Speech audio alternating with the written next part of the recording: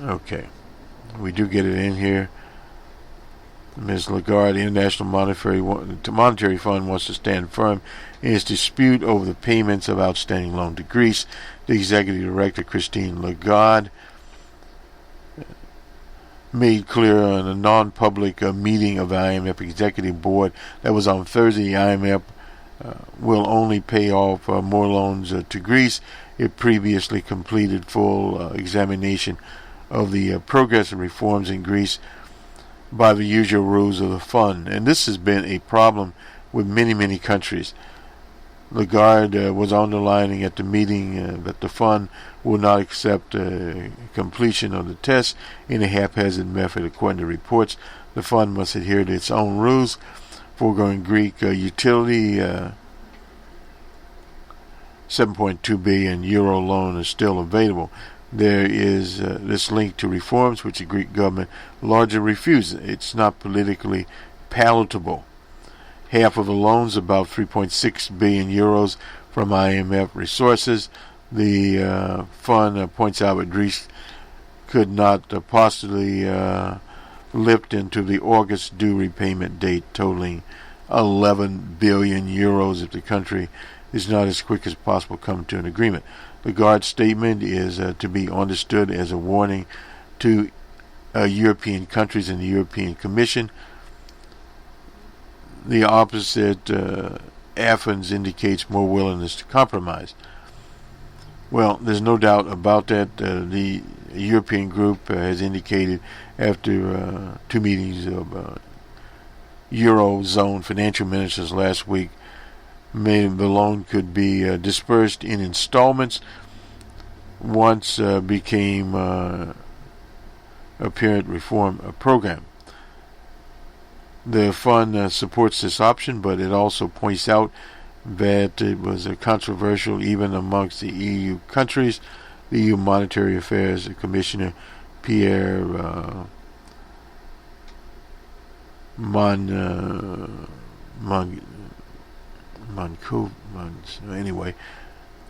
urged after the meeting in Berlin for a quick conclusion of talks at Athens,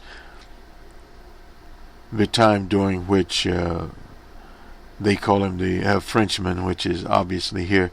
He linked his claims by saying there's a Greek dispute on one option. A strong Greece is a strong Eurozone. The EU agency is like the IMF's part of the institution. Negotiations with Athens on terms there. There are hardly any progress being made. The talks with the government in Athens were unchanged. Problematic, as said the IMF report, and we just heard about that.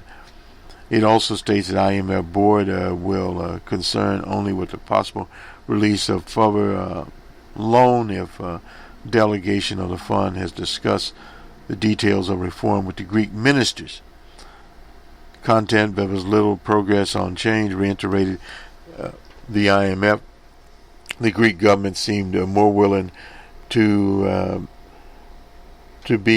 broaden tax-based, we talked about this, VAT value-added tax, and maintain in the tax administration adopted by the previous government reforms. That was of the right there. On the other hand, a new budgetary projection for 2015 is still a long ways off, which is a view of the deteriorating economic outlook, raising even more questions in the main issue, the pension and labor market reforms, as well as government planned reinstallment of many public officials. There is no progress. The Greek government continues the reforms apparently unwillingly, reiterating calling for politics, i.e. independence from negotiation, and that has to occur. In Athens was therefore rumored that EU leaders could prepare on the edge of the summit with Eastern Europe neighbors and Friday in Riga, an agreement not only the IMF but the EU there. And we've not heard the name of Chancellor Merkel in the words of government spokesman Stefan Stubert. Chancellor Merkel could speak in Riga with Tepranos on the Greek crisis. The Greek Prime Minister, has warned 10 days ago in a letter to the heads of creditors before a Greece insolvency. The European Central Bank once again called upon Athens on more short-term funding, so-called T-bills. Trapanis, he is from the Syriza party. There is now new disputes over any concessions to creditors, and that had been long there. Now the German Bundesbank has warned that it's in its new monthly report to Greek government to meet its obligations, otherwise threatening a steep bankruptcy. Ability to pay was seriously threatened. A primary criticism of the abrupt change of course of the new government in Athens. The reforms stopped or even turned back. This has led to a collapse of confidence in the economy and lack of tax revenue. The government of Alexis Trapanis remains capable of compromise proposal guilty. This is now from a translation, so again we take that as a frequent anxiety, and this is the German. I want to mix with that. We'll go now to the BBC, since we have, as they say, mixed it up in this broadcast. But effectively, what's to be understood here, that all the industrial capitalist economies are having a trouble with their demand. There is no doubt about that. It's a continual situation. From the BBC, the U.S. economy shrunk in the first in Q1, slowed to 0.2% there, and we talked about that. We've covered that, but the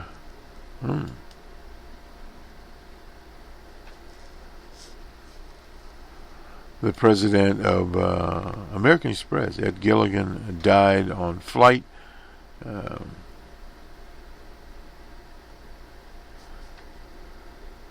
Devastating news there. He was been there a very long time, 35 years ago. We just brought that in. To the Indian economy, it surged 7.5% in Q1. It means the country has outpaced the Chinese expansion for 2 quarters. Forecasts of growth of about 7.3%. It had 7.5%. However, the country adopted a new way of calculating growth, which experts says distorts the real picture. Well, each country has its own mix as to where it will go. The country's annual growth for the year 2014-2015 was 7.3%. Despite robust growth numbers, India's government and its businesses are hoping the country's central bank will move to cut lending rates again soon to give the economy a broader boost. The Reserve Bank of India has already cut its benchmark rate twice this year. The new method there, the government revised down growth for the period October to December of 2014 to 6.6% compared with the same period the year before. The previous figure was 7.5%. You can see what's happening here. But also says growth between July and September was 8.4% rather than 8.2%. Economists warn the data needs to be treated with caution. The country's new way of calculating GDP has baffled analysts since its release earlier this year. India says the new formula is closer to international standards, but analysts have said the new data did not correlate with other economic indicators. The numbers should not have any bearing on the policies in both the current bank as well as the government. Should look at other indicators. For example, auto sales have dropped sharply this year, while the bank's lending growth has slowed to rates not seen over a decade. The Prime Minister there, Mr. Modi, who won last year's general election, promised reforms and revital the economy to attract much needed foreign investment. All countries do that. The big bang reforms he promised. He was in the Russian Federation. He's been in China pushing these. Now to Brazil. Some shrinkage there in Brazil. 0.2% in Brazil. With the previous 3 months, the government statistical agency, however, this was not as bad as the 0.5. That's what some economists had felt. The country, it's the 7th largest economy in the world, has seen economic growth fall sharply in recent years. Well, that has happened in the U.S., so-called number one. The slowdown is partial result of low commodity prices, sluggish global growth, and low investor confidence.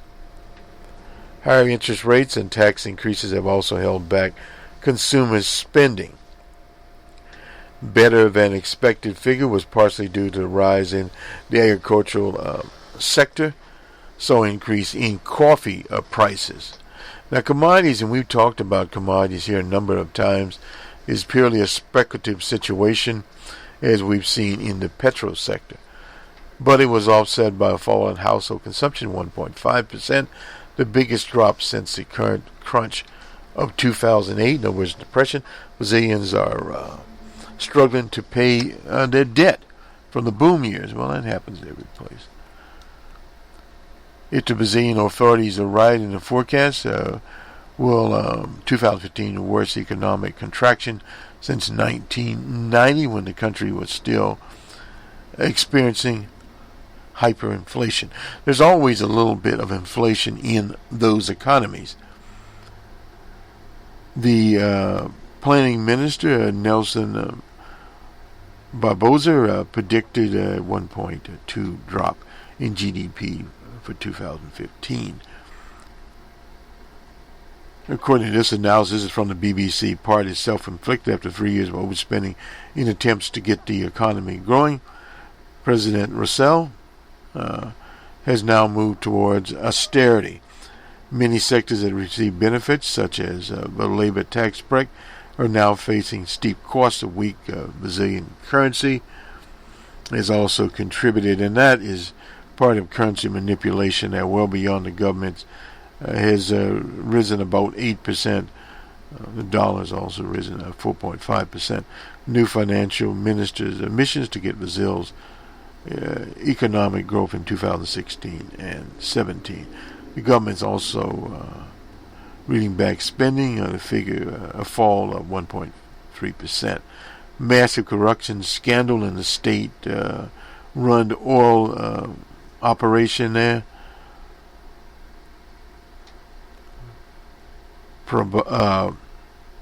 Probaska has seen a cutback on investment to save money, causing thousands of workers to lose their jobs. Senior politicians, business leaders were implicated there, and so it goes in Brazil. Let me just check very quickly here. We don't want to miss anything that we should get.